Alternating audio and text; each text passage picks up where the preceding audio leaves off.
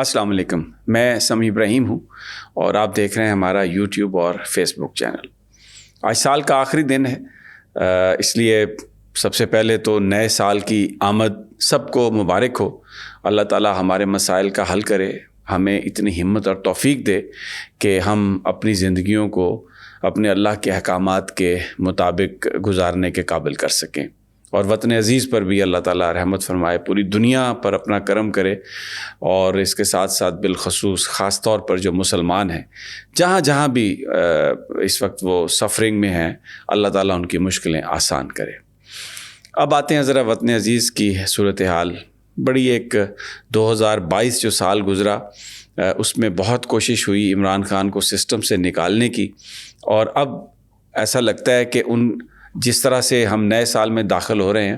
ان کوششوں میں اضافہ ہوتا جا رہا ہے۔ رات تو کل ایک مذاق اڑایا گیا، اسلام آباد ہائی کورٹ نے حکم دیا الیکشن کروانے کا، لیکن الیکشن کمیشن اور وفاقی حکومت نے ہوا میں اڑا دیے احکامات اور یہ کہا کہ ایک دن میں الیکشن نہیں ہو سکتا، حالانکہ یہ ٹوٹلی غلط بات ہے، اس لیے کہ الیکشن کمیشن نے خود 31 دسمبر کا شیڈیول دیا تھا۔ اس کے بعد مقدمے چلتے رہے، پارٹیز عدالتوں میں آتی جاتی رہیں، لیکن کہیں پہ بھی کوئی فائنل ڈیسیژن نہیں آیا تھا۔ تو الیکشن کمیشن کے پاس کوئی جواز نہیں ہے اس بات کا کہ انہوں نے الیکشن کی تیاری روک دی تھی۔ ان کا اپنا شیڈیول تھا 31 دسمبر، اور فیصلہ کچھ بھی آ سکتا تھا، اس لیے ان کو تو اپنی تیاری پوری کرنا چاہیے تھی، لیکن کیونکہ بدنیتی پر مبنی تھا سارا معاملہ، الیکشن کروانا ہی نہیں تھا۔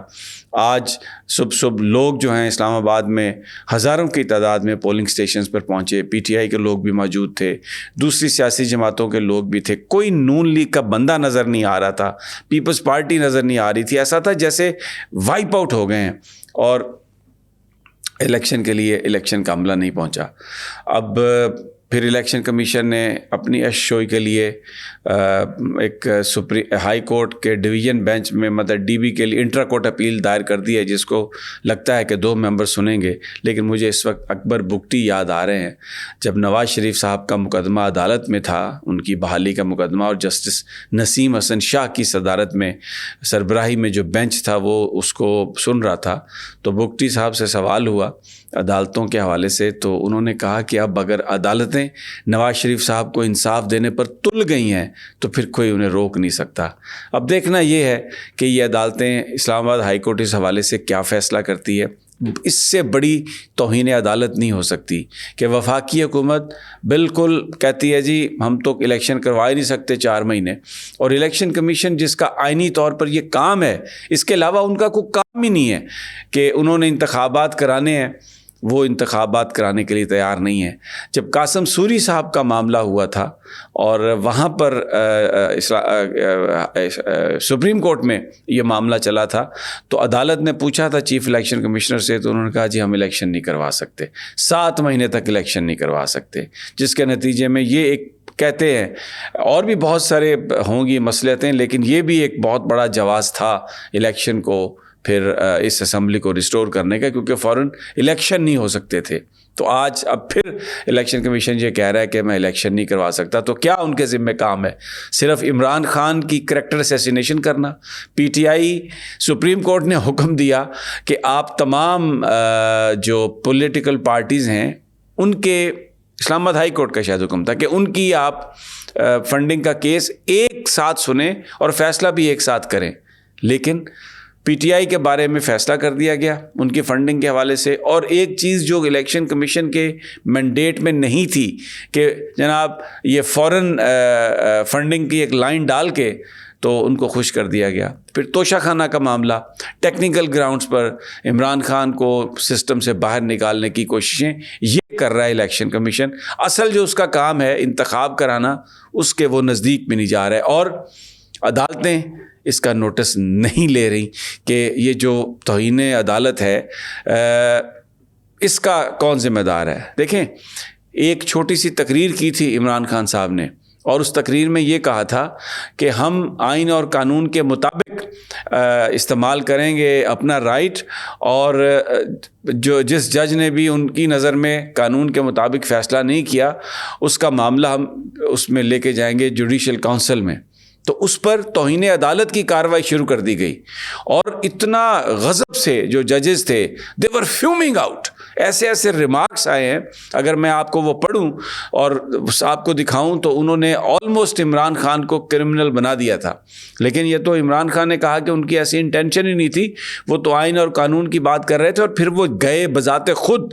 جج صاحبہ کی عدالت میں اور جا کے ان سے کہا کہ میں یہاں پر صرف معذرت کرنے آیا ہوں، جج صاحبہ نہیں تھی۔ تو آج ہر پاکستانی یہ سوال کر رہا ہے کہ سپریم کورٹ کے ایک جج صاحب نے فیصلہ دیا انتخابات کروائیں 31 تاریخ کو، اور وہ کو انہوں نے تاریخ خود نہیں دی تھی، الیکشن کمیشن یہ اس کا شیڈیول کر چکا تھا، 1 مہینے پہلے شیڈیول ہو چکا تھا، بلکہ 2 مہینے پہلے اس میں نامینیشن پیپر فائل ہوئے، سکروٹنی ہوئی، کیمپین چلی، پھر اس کے بعد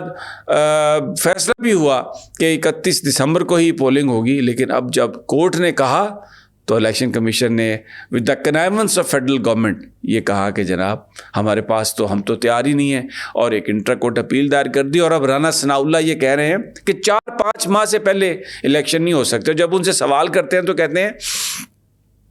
کہ پی ٹی آئی نے اپنے زمانے میں سال نہیں کرائے تھے انتخابات، تو ہم تو نہیں کراتے انتخابات، الیکشن سے بھاگ رہے ہیں، مکمل طور پہ الیکشن سے بھاگنے کی کوشش ہے، کیونکہ جہاں پر بھی کوئی بات ہوتی ہے تو وہاں پر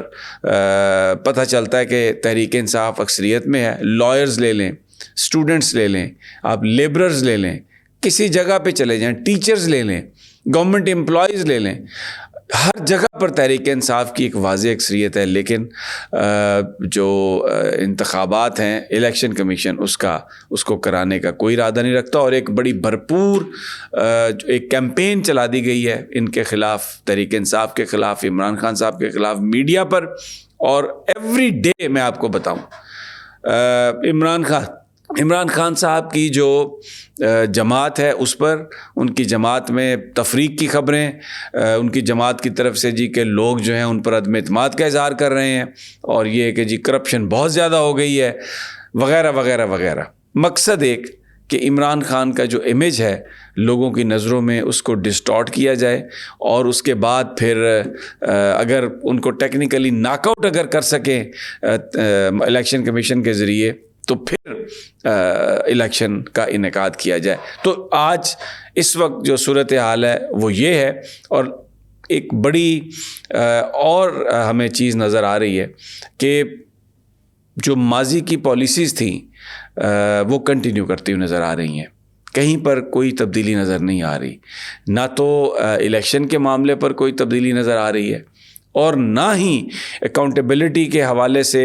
جو کام انہوں نے شروع کیا اپنے کیسز معاف کرانے کا لیجسلیشن کر کے، نہ اس کو ریورس کرنے کی ہمیں کوئی چیز نظر آ رہی ہے۔ تو یہ ایک معاملہ اس وقت چل رہا ہے۔ میں انشاءاللہ جلد آپ کو اگلی ویڈیو میں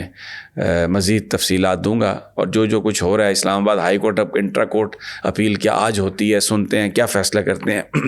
آپ کو دیں گے اپڈیٹ۔ اجازت دیجیے، اللہ نگہبان۔